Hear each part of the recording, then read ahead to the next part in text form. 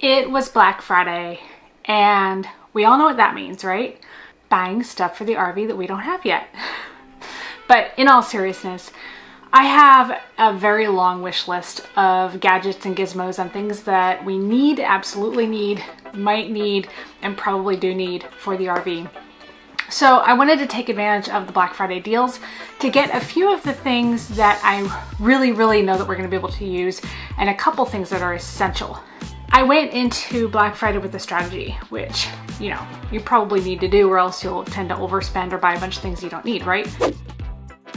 So what I did was I went through my wish list, and in Amazon, it lets you prioritize things in wish lists. So I have an RV wish list, and I was able to prioritize like highest priority, medium priority, just high priority, low priority, and so on.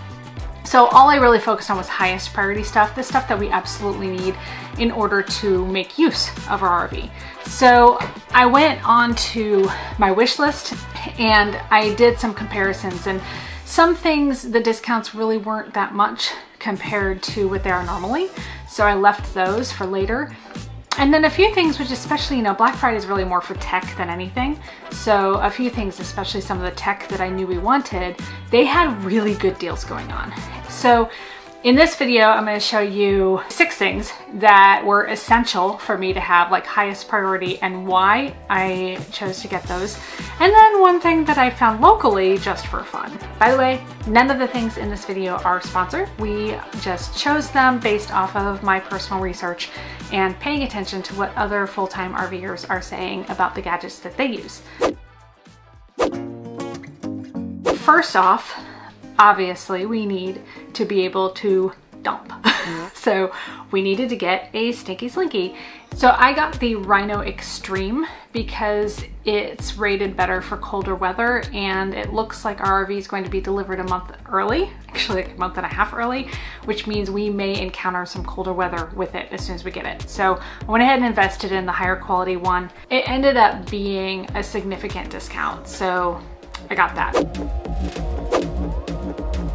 Also, I invested in the must-have RV Guard water pressure valve. This regulator allows you to set the pressure so that when you hook up to regular city water at like an RV park or a campground, it doesn't make the water go so hard and heavy into your RV that it busts your pipes. So I have seen over and over again that this is a must-have, and now we have one thanks to the awesome Black Friday deals that were on this thing. Something that was on my would be nice to have and probably should have list, not just for the sake of cabinet doors flying open and stuff flying everywhere when your earthquake is rolling down the road, but also because I have cats and they like to open doors. One of the things that was essential for this little gadget was that I could leave it locked open so that when we are in the RV for say, or we can stay longer, we aren't constantly having to press down to open our cabinet doors. So I thought that was super handy. I also got this one because it can be screwed on the doors or just stickied, and I much prefer the stickies. The next thing I got, back to the water situation. This was also not on my absolute highest list, but it's definitely highly recommended, and that is a Y valve right here. This allows me to hook it up to the water pressure regulator so that I can have one hose going to the RV and one hose for things like getting rid of the mud on our shoes and our legs after we go rock hounding somewhere. This one also came with a bunch of these extra little seals and these flexi hoses to attach to each one before I attach it to the main hose. And I just read a bunch of reviews, and I also saw this posted on a couple of the Facebook groups that I follow, that it was the one to get. So it was also on a very good Black Friday deal, so I snatched that up. Now to the fun stuff, the tech. One thing actually that I wanted when we got the truck, which I hadn't gotten yet, is a really good dash cam. And after reading a bunch of reviews, watching several YouTuber videos, and also seeing what's recommended in different Facebook groups, I settled on the Vantrue Dual. The Vantrue Dual, the reason why I like it is, and honestly, I haven't used it yet, so we'll see how it actually works out. But the reason why I really wanted this one is it will motion activate, so it will record, you know, even when you're not driving down the road, when you're just parked. And also it has a camera facing us, so if we wanted to shoot something for YouTube going down the road, and it'll pick us up, and we can use that for our YouTube videos as well, instead of having to mount another camera in the dashboard, which, you know, we don't want too many things in our windshield to look at. It also has night vision, GPS tracking, 360-degree view angle. I don't know how it does that, but that's cool. Heat resistance, which is essential because when I tried to put the GoPro in the dash to do a little bit of shooting on one of our trips, my GoPro overheated after about 20 minutes. So this being that it can handle heat is a really good thing as well. And it also has time-lapse, emergency protect, and stuff like that. I have also heard, I don't know how true this is, but I have heard that if you have a dash cam like this, that your insurance rates could potentially be less, only because you have better proof of things that could happen to your truck and RV. So snag that up because it was an incredible deal for Black Friday.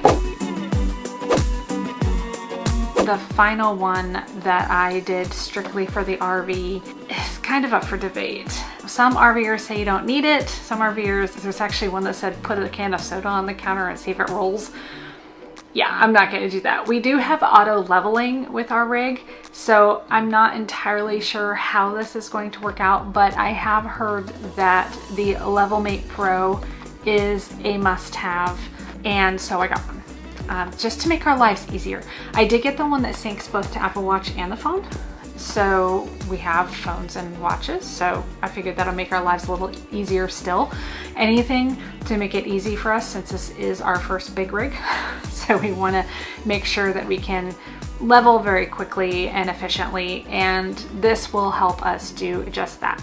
Now, once these things are actually in the rig and we're using them, of course, I'll come out with future videos as to how they performed for us as well. Now, the last thing that I teased about at the beginning that's just silly and fun, it's a cleaning tool, and I hate to clean, so anything to make my life a little easier are these little doohickeys. I've had these before. I forgot about them until I saw them in a local shop.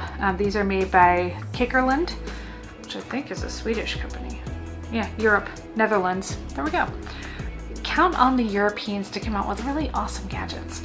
These, you drop these scrubbies in your bottle, you add a little bit of soap and water, and you shake them up, and they scrub the insides of your bottle. We use a lot of shaker bottles, and once we're in the rig, we're going to be most likely getting a Berkey, because currently we drink bottles of water just because of where we live, and then we can, but I don't want to tote around that much weight that we don't need. So as we need it, the Berkey will filter it, and those things filter just about everything. Now, I don't have the Berkey yet, but I do have our water bottles for it. And these will help us scrub those bottles out very efficiently and very easily. And anything to make my life easier, I'm all for it. So I hope you enjoyed these few things, these gadgets and stuff that I got for our RV already. And I will be doing more videos like this on other gadgets and things as we purchase them for the RV and why. So if you like this video, please give it a thumbs up, subscribe if you haven't already, and I'll see you in the next video.